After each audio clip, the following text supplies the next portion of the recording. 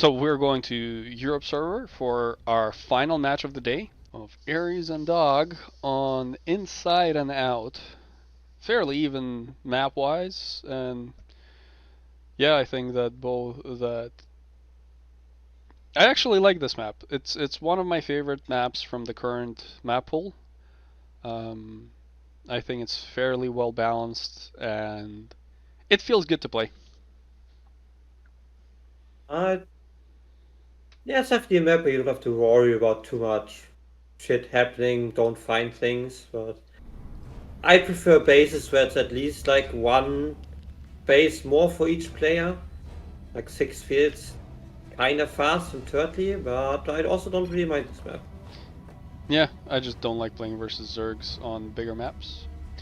Speaking of playing versus Zergs, in the top right hand corner of Inside and Out, we have Shu, or also known as Dog, apparently, representing Also NoCap, known as some idiot.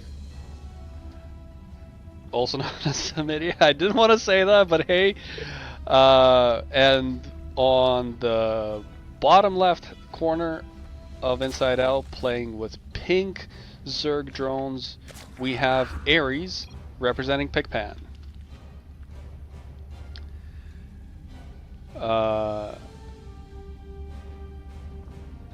We have a hatch block out of Protoss, but we already have a drone coming over to the inline third. Interesting. We do have, so it is my understanding from my limited experience with Zerg players that you kind of always want the triangle third as a response to hatch block, for partially for the reason because it allows you to connect the creep faster, and it allows you to rotate the defenses against air attacks quicker in the triangle formation. Whereas an inline is a little bit more awkward to attack. I don't know. I mean, the grid connection does make sense to me. The air, I think, the triangle base is harder to defend against oracles. My first thought. Because you're covering one angle. It was to try, like if you have the line base, right, you're kind of covering the angle from the right here by having queens in the mineral line on the third. But with hatch block, the thing you're most worried about are depths, right? Actually, DT Archon Drop can be extremely good against with a hedge block combined with a hedge block because your natural is exposed, and if you get DTs basically warping in here, they can walk into your natural, which becomes your third base easier. And typically at that point you don't necessarily have a spore there. So if you don't have a lair, we have the same opening out of Dog as our previous PvZ game. We have an early Zealot getting cleaned up by Lings with an Adept follow-up, and it's double gateway opener with a very late expansion. It was almost a response to it. It almost looked like a 12 pull response, but it was a standard pull timing. So I am not quite sure. And we're going Did he perhaps not spot the hatchery in time? And he might have actually thought that it is a 12 pull. Yeah, I typically, when I do hatch blocks, what I like to do is this probe that hatch blocks waits in He has to keep running with the depths. The depths cannot stop and shoot. Like he has to shade and just keep running, else the depths will die. No, that is very, very bad. The Adepts are gonna They get do cleaned kill up. 3 drones though. The Adepts are gonna get cleaned up. Why do we have so little drones on the main? What the hell? I think he misrallied them. Yeah, look, his rally point is on the third base location. That's the reason. No, but I think we have 15 workers out of Ares. Yeah, he's winning. And I think he has a battery up, so this honestly should just be a hold for the Protoss player. He has 4 gateways and a battery, and there is no Ravager to be seen yet. this battery will just be king. Yeah, absolutely. Okay. 4 stalkers are definitely gonna hold.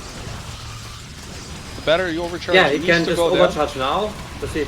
Yes. Oh no! He has Oh 45 no! energy. This is fine. This is fine. He will get enough energy in time. We have 50 No, now. the He should stalker overcharge now. stepping back was a huge Oh yeah. mistake because now that allows the links to Oh, come the in, battery kill the died. battery. Oh no, Oh my god. that was a huge miss micro. If anything, the stalker should have stayed where He they needs to where heal they the were. pylon as soon as the battery finishes. Heal the pylon. Heal the pylon. Heal the pylon. Oh no, the pylon goes down. Half of the production of the Protoss is dead. He has 28 probes. He has 28 probes. He can use his probes to fight instead of 2 functional gateways. This is still acceptable. But the probes are fighting the roaches. The probes have to be mineral walking to the main while he builds up his forces there. Oh no. Oh no. Yeah, the warp-in is late.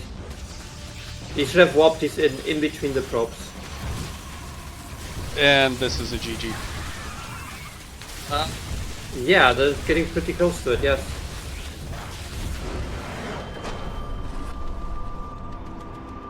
That was a very surprising win out of Ares. Again, I think that if we go back... come on. If we go back to this moment, that's what I kind of hate about PvZ all-ins, is that theoretically this should hold. It's the exact moment when this stalker falls and the stalker's about to fall and the stalkers all move back. That's basically what lost the game, unfortunately, and it happens all the time to me, and it really hurts because otherwise Dog played a really good game. Yeah, I mean, and also not having a battery overcharge available right away, right? Like if he scouts her in and just keeps that energy, keeps 50 energy always, he will not lose a single unit. The Zerg will have to go back completely, and the slow roaches will actually die to like 1-2 or so will die to stalkers chasing them. Yep. Yeah, and with a very unconventional all-in out of Ares, he does prevail in this game. And we can ask Ares, but maybe the workers was a mind game. If we give him the benefit of the doubt, maybe he did intend to show that there were like 15 workers so in the natural, or 10, why he only had 15 workers in total. that It could also be a mistake. Yeah, the 2 adept sacrifice traps here, yeah. yeah, Sure. exactly. He It also should but not it's have also lost the adepts. but it's also hard to process. Like, Yeah, and it was again, an to extreme lack of Dog's skill, so. credit, he did reinforce with battery, so I think he responded to it. It's Yeah. just that like one little step back with Stalker. And it really hurts to lose the game like that if, you know, when Yeah, you're for a sure. split second late with re-walling or a split second late with a battery overcharge, and that's what loses you the game. It always hurts a little deeper than, you know, losing a 25-minute macro game. I don't know. At least to me personally, it always feels a little bit unfair. Yeah, I common feeling. But as I also think he would have just helped by having the 2 adepts alive. Like if he did not do the hit and run on the adepts and use the shade as soon as it was off cooldown, I do think both adepts make it out, especially if he steps off the creep in the main base. Yeah, absolutely. And with that game concluded, our clan war draws to an end, and we have our final score of 6-2. PigPan stands triumphant in this clan war, and I would say that, you know what, I think NoCap needs needs to bring the reserves up, and we would we would really like to see more players join in. We'd like to see the captains of NoCap join in our next clan war. Bring out Eba next time for all matches.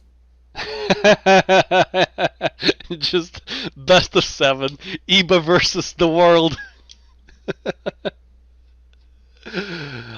You know these comics where it's like X character solos the Y universe? They're quite popular, so we can replicate that here. Yeah, absolutely. So with Clan War concluded, I thank everybody for watching the Clan War. Yeah, it was definitely very fun to cast with you, Brainless. Likewise, pleasure casting with you, Mothra, and we are going to conclude our stream. Uh, pleasure casting the Clan War. Thank you to all who participated, and big thanks to Boolia for organizing it and for helping keep our players engaged and participating in these fun clan wars. Indeed. Have a good Warrior is day, always very everybody. important. Brainless signing off.